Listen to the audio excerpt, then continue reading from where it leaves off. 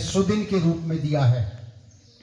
उन ऋषियों को कोटि कोटि नमन करें जिन्होंने 1,98,08,53,126 वर्ष पूर्व हमको ये वेद का ज्ञान दिया, जो हमारे जीवन को सुलभ बनाता है, सुख में बनाता है और दुखों से छूटने के बाद हमको मुक्ति का मार्ग भी बताता है। उन ऋषियों को कोटि कोटि नमन।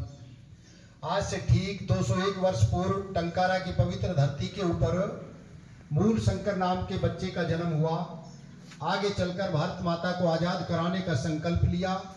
समाज में फैली हुई अनेक कुरीतियाँ, बुराइयाँ, स्त्री शिक्षा को महत्व दिया और ऊंच नीच का भेद मिटाकर भारत माता को आज़ाद कराने का संकल्प, गौरक्षा और वेदों का प्रचार किया। महर्षि दयानंद के नाम से जाना गया। मैं उस ऋषि को भी कोटि कोटि नमन करता हूँ।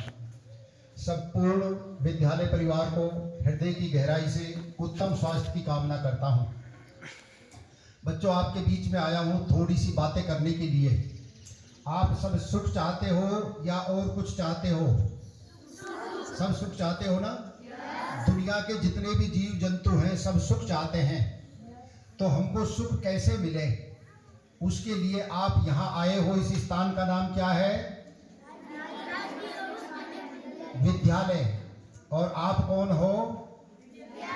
विद्यार्थी। और यहाँ से बनकर जाओगे जब क्या बनोगे? क्या कहलाओगे? विद्वान। विद्यार्थी बनकर आए, विद्यालय में विद्या अध्ययन किया और विद्वान बनकर जाओगे ना? सबको विद्वान बनना है। किस लिए बनना है? राष्ट्र की, संस्कृति की, धर्म की, जननी माता और गौ माता की रक्षा के लिए। विद्वान का अर्थ क्या होगा? जो भारत माता की, अपनी संस्कृति की रक्षा करे, गौ माता की रक्षा करे, जननी माता की रक्षा करे, अपने संस्कारों की रक्षा करे, वही विद्वान कहलाता है। आपको ऐसा ही बनना है ना? तो उससे बनने के लिए आपको कुछ काम भी करना पड़ेगा। और वो काम क्या है? आपको पहले अपने शरीर को स्वस्थ रखना पड़ेगा। सुबह कितने बजे जगते हो?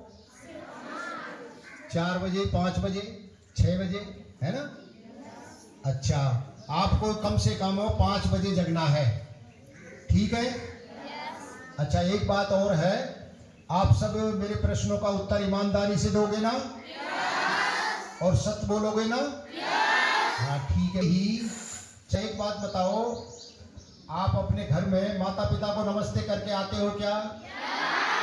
पक्का? और स्कूल में, विद्यालय में आते हो तो गुरुजनों को करते हो क्या? और जाते हो जब करते हो क्या? नहीं। ये ईमानदारी की पहचान है।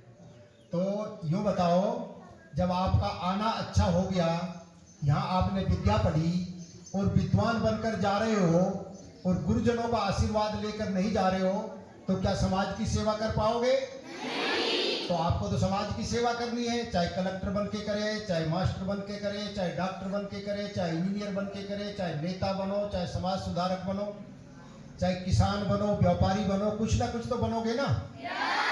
और गुरुजनों का आशीर्वाद नहीं लिया तो कैसे जीवन आपका सुखी होगा? इसलिए जाते वक्त भी गुरुजनों से आशीर्वाद लेकर जाया करो। करोगे ये काम?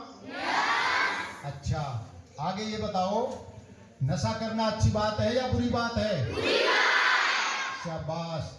आपके घर में नशा कौन कौन करते हैं? हाथ खड़ा करना। नशे में देखो, बीड़ी है, गुटखा है, तंबाकू है, अफीम है, गांजा है, दारू है, अंडा, मांस, मछली है। ये सारी चीजें आपके घर में कोई करता है क्या? नहीं। अफीम नहीं खाते हैं? पोस्ट नहीं पीते हैं? ऐसा तो हो ही नहीं सकता। मारवाड़ का ये गांव ऐसा कैसे रह सकता है? अभी पीछे विद्यालय में गए, सब बच्चों ने कहा कि हमारे यहाँ तो नशा चलता है खूब, है? अफीम पोस्ट पीते हैं कि नहीं पीते हैं? चलो, नहीं पीते हैं, बहुत अच्छी बात है। आपको बचना है। वो पीते हैं तो कोई बात नहीं, उनका जीवन वो जाने। आपको इन बुराइयों से बच के रहना है। बचोगे ना? हाँ, नशा नाश की जड़ है। हमारा नाश कर देगा नशा, शरीर को खराब कर देगा, पैसे की हानि हो जाएगी, समाज में कोई इज्जत नहीं रहेगी। इसलिए आपको नशे से बचना है। और आपको नशे से बचो रहोगे तब तक आप बच्चे हो। आपको 80 वर्ष 90 वर्ष 100 वर्ष तक जीना है, तो नशे से बच के रहोगे तो आप बच्चे कहलाओगे। जो नशे से बचा रहता है वही बच्चा कहलाता है। अभी आपके अंदर नशे की कोई बीमारी नहीं है, आपके अंदर छुआछूत की बीमारी नहीं है, जातिवाद की कोई समस्या नहीं है, लेकिन जैसे जैसे बड़े होंगे तो ये समस्याएं आपके जीवन में आने लग जाएंगी। अच्छा, आप एक बात बताओ, आप सब एक ही जाति के हो, अलग अलग जाति के हो? अलग अलग हो। बेटी खड़ी हो, खड़ी हो जा, खड़े हो जा, इधर आ जा। क्या जाति है थारी?